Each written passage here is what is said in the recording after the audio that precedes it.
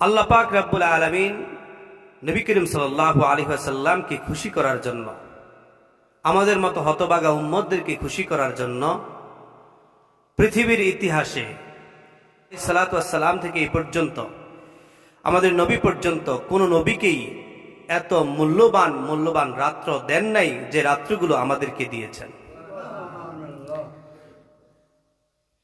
আল্লাহ পাক রব্বুল আলামিন আমাদেরকে কেমন রাত্র দিয়েছেন, যে রাত্র 1000 রাতের চাইতে উত্তম। এমন রাত্র যে এক রাত্রের মধ্যে সমস্ত গুনাহ মাফ। এমন একটা রাত্র যে রাত্রের মধ্যে সমস্ত প্রকারের বাজেট এই রাত্রের মধ্যে করা হয়। সুবহানাল্লাহ। পৃথিবীর ইতিহাসে কোন নবীকে আল্লাহ পাক রব্বুল আলামিন এমন রাত্র দেন নাই, এমন নিয়ামত দেন নাই যেটা আমাদের নবীকে দিয়েছেন, যার কারণে আমরা পেয়েছি। বলুন আলহামদুলিল্লাহ। এই জন্য আমরা খুশি না বেজার? যেমনই ভাবে এগুলা মূল্যবান হিসেবে আমাদেরকে দিয়েছেন, মূল্যবান জিনিসকে মূল্যায়িত করা আমাদের কর্তব্য। আমরা যদি মূল্যবান জিনিসকে মূল্যায়িত না করতে পারি, স্বর্ণকে কেউ কি ফেলে দেয়?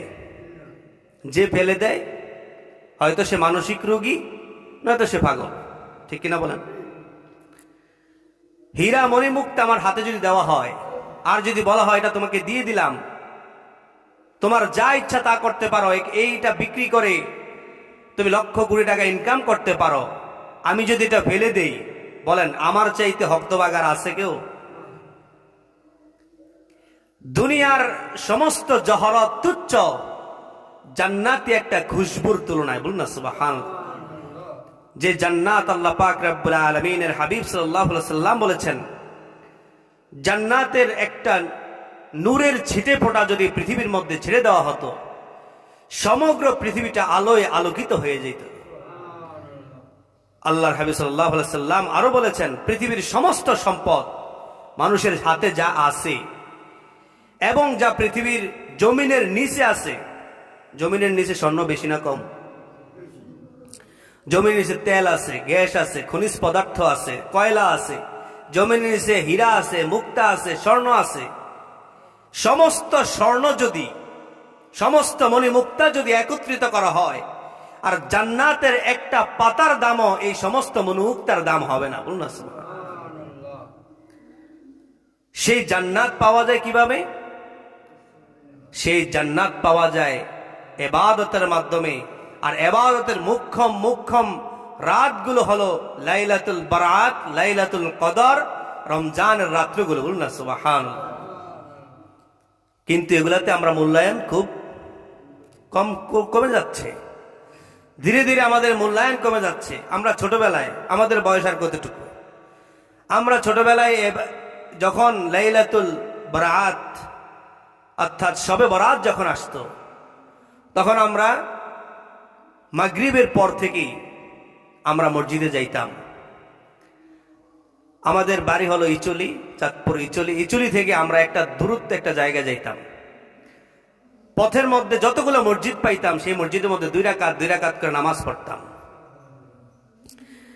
সকল ছেলেগুলো একত্রিত হয়ে আমরা এইভাবে নামাজ পড়তে যাইতাম। দেখা গেছে ওই মসজিদ পর্যন্ত যাইতে যাইতে আমাদের ফজর হইতো, এবং প্রত্যেক মসজিদে 2 রাকাত নামাজ পড়তে 100 রাকাত নামাজ হয়ে যেত। কিন্তু এখন এত হতভাগা আমরা, রাত্র 12টা বাজলেই আর মসজিদে একজন খুঁজে পাওয়া যায় না। কিন্তু এগুলো হলো মণিমুক্তা। এই রাত্রগুলা কি? মণিমুক্তা। মণিমুক্তাকে যেমন ফেলে দিলে ওই ব্যক্তি মেন্টালিটি খারাপ ছাড়ার কিছু হইতে পারে না, অনুরূপ ভাবে যে ব্যক্তি এই স্বর্ণকার যে রাত্রিগুলো পাইল, স্বর্ণের চেয়ে অধিক দামি যে রাত্রিগুলো পাইল, এই রাত্রিগুলোকে যে ছেড়ে দিল, তার চাইতে হতভাগার পৃথিবীর মধ্যে কেউ হইতে পারে না। আল্লাহর হাবিব সাল্লাল্লাহু আলাইহি সাল্লাম বলেছেন, এই রাত্র কেমন রাত্র, যে রাত্রের সূর্য ডুবার সাথে সাথে আল্লাহ পাক রব্বুল আলামিন তার কুদরতকে প্রথম আসমানে ছেড়ে দেন। আল্লাহ পাক রব্বুল আলামিন পৃথিবীর সমস্ত মানুষকে ডাকতে থাকেন, কে আছো গুনাহগার, আমি আল্লাহর দরবারে আজকে মাপ চাও, আমি আল্লাহ তাআলা তোমার জিন্দেগীর সমস্ত গুনাহগুলো মাফ করে দেব। আজকে বাজেট হয়ে যায় এই রাত্রের মধ্যে বাজেট করা হয়।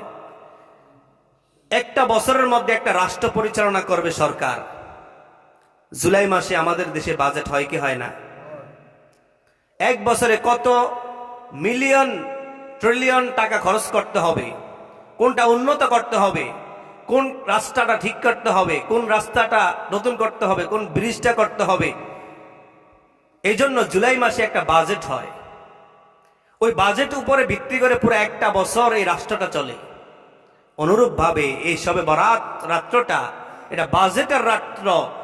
এই রাত্রের মধ্যে বাজেট করা হয় কার আমল নামায় কতটুকু সম্পদ, কার জীবনে কতটুকু হায়াত, কার জীবনে কতটুকু ইবাদত, কার জীবনে কতটুকু সন্তান, কতগুলো সন্তান দেওয়া হবে, কার বিবাহ হবে, সবকিছুর বাজেট এই রাত্রের মধ্যে দেওয়া হয়। বলুন না সুবহানাল্লাহ। অথচ এই রাত্রগুলোর মধ্যে আমরা কি করি? গাফিলতি করে ঘুমিয়ে থাকি। এখন মাগরিব থেকে আল্লাহ ডাকা শুরু করেন। যদি 12টা পর্যন্ত ডাকতো তাহলে আমরা 12টা পর্যন্ত থাকতাম। যদি 1টা পর্যন্ত ডাকতো তাহলে 1টা পর্যন্ত থাকতাম। কিন্তু আল্লাহ তাআলা কত পর্যন্ত ডাকেন? সূর্য ডুবার আগ পর্যন্ত। বলুন না সুবহানাল্লাহ। সূর্য ডুবা থেকে শুরু হয়, সূর্য উঠা পর্যন্ত, ফজর পর্যন্ত আল্লাহ তাআলা মানুষকে ডাকতে থাকেন। তোমার কার কি প্রয়োজন, আমি আল্লাহ তাআলা আজকে তোমাদের বাজেট ঘোষণা করব, আমি তোমাদেরকে সব দিয়ে দেব। বলুন না সুবহানাল্লাহ। এই রাত্র অত্যন্ত গুরুত্বপূর্ণ রাত্র। এই রাত্র সম্পর্কে আল্লাহ পাক রব্বুল আলামিন কোরআনুল কারীমের মধ্যে নিজেই উল্লেখ করে দিয়েছেন। আল্লাহ পাক রব্বুল আলামিন সূরা দুখানের শুরুতেই বলে দিচ্ছেন, হামিম ওয়াল কিতাবিল মুবিন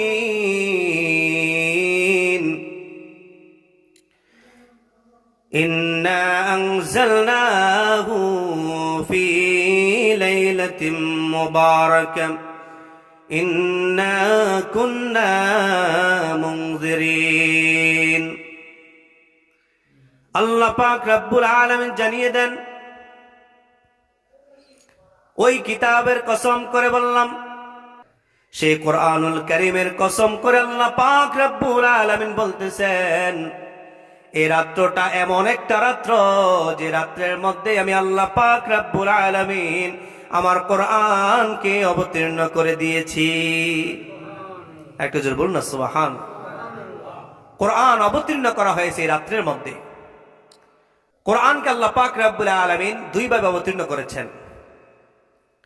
আল্লাহ পাক রব্বুল আলামিন লৌহে মাহফুজ থেকে সর্বপ্রথম কোরআনকে এই প্রথম আসমানে দেওয়া হয়।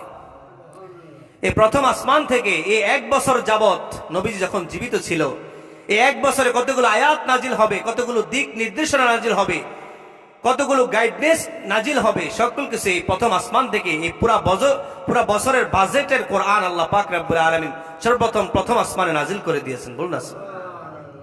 এই জন্য আল্লাহ পাক রব্বুল আলামিন বলতেছেন, ইন্না আনজালনাহু ফি লাইলাতিন মুবারাকাহ। এটা এমন বরকতময় রাত্র, যেই রাত্রের মধ্যে আমি আল্লাহ পাক রব্বুল আলামিন কোরআনকে অবতীর্ণ করে দিয়েছি। বলুন না সুবহানাল্লাহ। এই রাত্র হলো অত্যন্ত গুরুত্বপূর্ণ একটি রাত। এই রাত্র সবচেয়ে মূল্যবান রাত্র। এবার আল্লাহ পাক রব্বুল আলামিন বলতেছেন, এই রাত্র আমি কি করি? আল্লাহ পাক রব্বুল আলামিন জানিয়ে দেন, ফিহা ইউফরাকু কুল্লু আমরিন হাকীম। এই রাতের মধ্যে আমি আল্লাহ পাক রব্বুল আলামিন মূল্যবান বিষয়গুলোকে বাজেট করে থাকি। বলুন না সুবহান। আমি আমার মূল্যবান বিষয়কে উন্মুক্ত করে দেই। সেখান থেকে বান্দা তোমার যা ইচ্ছা তুমি চাও, আর আল্লাহর কাছ থেকে তা নিয়ে তুমি দুনিয়াতে শান্তিতে বসবাস করো এবং আখিরাতকে তুমি সুন্দর করো না। বলুন না সুবহান। এই জন্য ইবাদতের রাত্র আসতেছে, সতর্ক থাকেন। ইবাদত করার জন্য সে মন মানসিকতার চেষ্টা করেন। আগে হলো নিয়ত। কিসের প্রয়োজন? আগে নিয়ত। ইন্নামাল আমালু বিন্নিয়াত। নিয়তের উপরে সবকিছু নির্ভরশীল। আমি যদি আল্লাহর কাছে চাই, আল্লাহ আমাকে ওই রাত্রের মধ্যে সারা রাত্র আমাকে জাগিয়ে রাখেন, সুস্থ রাখেন, আল্লাহ রাখতে পারেন কি পারেন না? আমি একটা ছোট্ট ঘটনা বলতেছি। আমাদের ক্লাসের সালার বলা হয়, যে ক্যাপ্টেনকে সালার বলে। সে ক্যাপ্টেন যখন ক্লাস 3-তে এসে পড়ে, সে একদিন 3 ক্লাস থাকা অবস্থায় স্যার সিনায় সে আল্লাহর কাছে দোয়া করলো, আল্লাহ আমি যেন দাওরা হাদিস পর্যন্ত অসুস্থ না হই, আমাকে সুস্থ রাখেন। দাওরা হাদিস পড়তে মোট লাগবে তার 12 বছর 13 বছর লাগবে। শিশু থেকে দাওরা হাদিস পর্যন্ত পড়তে কত বছর লাগবে? 13 বছর। এখন আল্লাহর কাছে চাইছে কি, আল্লাহ আমাকে কি করেন না, অসুস্থ করিয়েন না।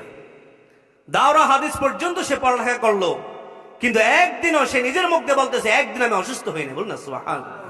কিন্তু যেদিন দাওরা হাদিস পরীক্ষা শেষ করেছে এর পরের দিন 2 দিন পরে সে অসুস্থ। সুবহানাল্লাহ বলবেন। এই জন্য আল্লাহ পারেন কি পারেন না? অবশ্যই পারেন, কিন্তু আমরা চাইতে জানি না। সে মন দিয়ে চাই না, সে দিল দিয়ে চাই না। এই জন্য আমরা মন দিয়ে চাইবো যে আল্লাহ আমাকে অন্তত এই রাত্রের মধ্যে আমাকে সুস্থ রাখিয়েন, আমাকে ইবাদত করার শক্তি দিয়েন, আমাকে সে মন মানসিকতা দিয়েন, শয়তানের হাত থেকে আমাকে বাঁচায়েন। বাঁচানোর মালিক কে? আরেকটু জোরে বলেন। এই জন্য আল্লাহর কাছে চাইতে হবে। চাইবো কার কাছে? আল্লাহর কাছে। এই জন্য আজকের এই জুমার দিন আমি বলতেছি আপনাদেরকে, শবে বারাত এই রাতের মধ্যে আপনারা সকলে ইবাদত করবেন তো ইনশাআল্লাহ?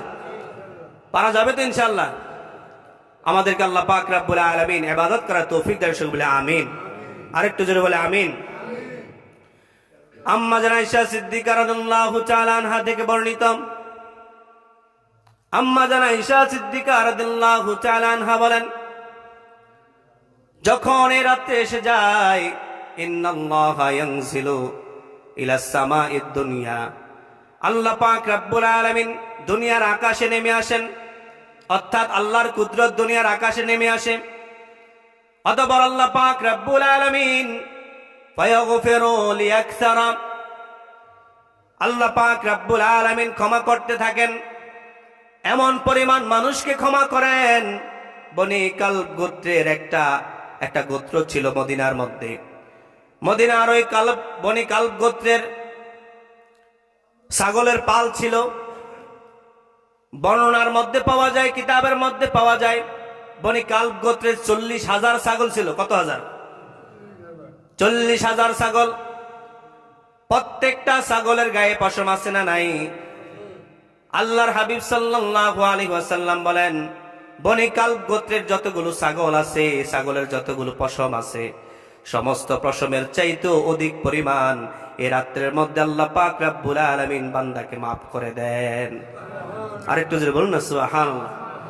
বনি কালব গোত্রের 40,000 ছাগলের গায়ে যতগুলো পশম আছে, তার চাইতে অধিক পরিমাণে মানুষদেরকে আল্লাহ পাক রব্বুল আলামিন এই রাত্রের মধ্যে ক্ষমা করে দেন। বলুন না সুবহানাল্লাহ।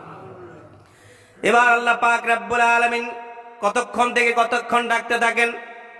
আল্লাহর হাবিব সাল্লাল্লাহু আলাইহি ওয়াসাল্লাম বলেন, যখন পশ্চিম আকাশে সূর্যটা অস্তমিত হয়ে যায়, ডুবে যায়, আল্লাহ পাক রব্বুল আলামিন এবার সমস্ত বান্দাদেরকে ডাকা শুরু করেন। ও আমার বান্দারা, কে আছো? গুনাহগার, জীবনে গুনাহ করতে করতে তোমার কবিরা গুনাহ আছে, তোমার সগীরা গুনাহ আছে। কে আছো গুনাহগার? কে আছো অভাবগ্রস্ত, যার রিজিক নাই? কে আছো তার ছেলে সন্তান নাই, কার বিবাহ হচ্ছে না? কে আছো অসহায়, হতদরিদ্র? আমি আল্লাহ পাক রব্বুল আলামিনের কাছে আজকে রাত্রে চাও। আমি আল্লাহ পাক রব্বুল আলামিন দরবারে চাইতে দেরি, আজকে রাত্রে তোমাদের উপরে বাজেট নাজিল করতে দেরি করি না। বলুন না সুবহানাল্লাহ। এই রাত্র বাজেটের রাত্র। এই রাত্র কিসের রাত্র? বাজেটের রাত্র। কিন্তু হতভাগা 2 শ্রেণীর লোক। কয় শ্রেণীর লোক? 2 শ্রেণীর লোক কিছুই পাবে না, ক্ষমাও পাবে না। একটা হলো মুশরিক, একটা হলো মুশাহিদ। মুশরিক বলা হয় যে শিরক করে, আল্লাহর সাথে যে শিরক করে, সে ব্যক্তি এই বান্দা এই রাতের মধ্যে কিছুই পাবে না। আর আরেকটা আমাদের সমাজে অভাব নাই অহরহ, সেটা হলো মুশাহিদ, সেটা হলো হিংসুক। সেটা হলো কি? হিংসুক, যে অন্যের কিছু দেখলেই কি করে? হিংসা করা শুরু করে দেয়। এমন আছে না নাই? এই হিংসুক বান্দা ওই রাতের মধ্যে কিছুই পাবে না। তবে পাবে, তবে কি পাবে? যদি সে তওবা করে, এমন তওবা যে আল্লাহ আজকে থেকে আর কোনোদিন আমি এরকম হিংসাত্মক কোনো মনোভাব আমি নিয়ে চলবো না, তখন আল্লাহ পাক রব্বুল আলামিন তাকেও ক্ষমার দৃষ্টিতে দেখবেন এবং তাকে বান্দাকে ক্ষমা করে তাকে তার জীবনের পাপগুলোকে মোচন করে তাকে মাসুম বানিয়ে দেন। বলুন না সুবহানাল্লাহ। এই জন্য হিংসা রাখা যাবে না। হিংসা হলো এমন হিংসা হলো একটা মেসকাঠি। মেসকাঠি চিনেন না? মেসকাঠি, হিংসা হলো মেসকাঠি। একটা পাটের গুদামকে জ্বালাইতে একটা মেসকাঠি কি যথেষ্ট। অনুরূপ ভাবে আপনার সারা জিন্দেগির আমল বরবাদ করতে একটা হিংসাই কি যথেষ্ট। এজন্য হিংসা করা যাবে না। হিংসুককে আল্লাহ পাক পছন্দ করেন না। দেওয়ার মালিককে। আমি চাইবো কার কাছে? না অন্যের সম্পদ দেখলে হিংসা করা শুরু করব। এটা করবেন না, কারণ হিংসা করলে বাড়ে না, হিংসা করলে কি কমে। আল্লাহ পাক রব্বুল আলামিন যাকে টেনে উঠাইতে চান, আপনি সারা জীবন চেষ্টা করে তাকে নিচে নামাইতে পারবেন না। আপনি এটা বলতে পারেন, আল্লাহ তাকে আপনি আরো ধনভাণ্ডার বানান, আমাকেও আল্লাহ আমাকে কিছু দান করেন। যখন বান্দা অন্যের জন্য বেশি চায়, তখন আল্লাহ পাক রব্বুল আলামিন ফেরেশতারা বলেন, আল্লাহ এ তো অন্যের জন্য বেশি চাইছে, তার জন্য কি আছে? আল্লাহ পাক রব্বুল আলামিন বললেন, তখন বলে দেন যে এই ফেরেশতারা, তার জন্য ওর চাইতে বেশি বাজেটটাকে তার জন্য নাজিল করে দাও। এই জন্য হিংসা করা যাবে না। হিংসা সমস্ত দিল থেকে হিংসাকে দূর করে দেন। আল্লাহর হাবিব সাল্লাল্লাহু আলাইহি সাল্লামের সাহাবায়ে কেরাম যখন ঘুমাইতে যাইতেন, আজকে মনে করেন না, আজকে দিনের মধ্যে অনেকে অনেক কটু কথা বলছে, যখন ঘুমাইতে যাইতেন সাহাবায়ে কেরাম, তখন আজকে দিনে কে কি বলছে সবাইকে মাফ করে দিতেন, যে সবাইকে মাফ করে দিলাম, আমি ঘুমাইতে যাইলাম, যদি আমি এই অবস্থায় মৃত্যু হয়ে যায়, আল্লাহ পাক রব্বুল আলামিন যেন আমাকে ক্ষমাকারী হিসেবে কবুল করেন। বলুন না সুবহান। এই জন্য আজকের এই যে রজনী আসতেছে, এই রজনী ইবাদতের রজনী। আল্লাহ পাক রব্বুল আলামিন আমাদেরকে বেশি বেশি ইবাদত করার তৌফিক দান করুন, আমিন। আমরা কি ধরনের ইবাদত করতে পারি এই রাতে? আল্লাহর হাবিব সাল্লাল্লাহু আলাইহি সাল্লাম বলেছেন, দুই ধরনের ইবাদত করা যায়। আলী রাদিয়াল্লাহু তাআলা আনহু থেকে হাদিস খানা বর্ণিত, তিনি বলতেছেন, এই রাত্রের মধ্যে কুমু লাইলাহা ওয়া সুমু নাহারাহা আয় ইয়াউমাহা।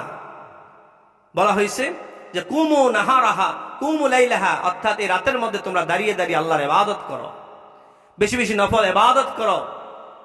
12 রাকাত, 20 রাকাত, 40 রাকাত, 50 রাকাত, কোনো সীমাবদ্ধ নেই। আপনার যত ইচ্ছা তত নফল ইবাদত করতে থাকেন। নামাজ, এখানে আপনি কোরআন তেলাওয়াত করতে পারেন, তাসবিহ তাহলিল করতে পারেন, জিকির আজকার করতে পারেন, ইস্তেগফার করতে পারেন।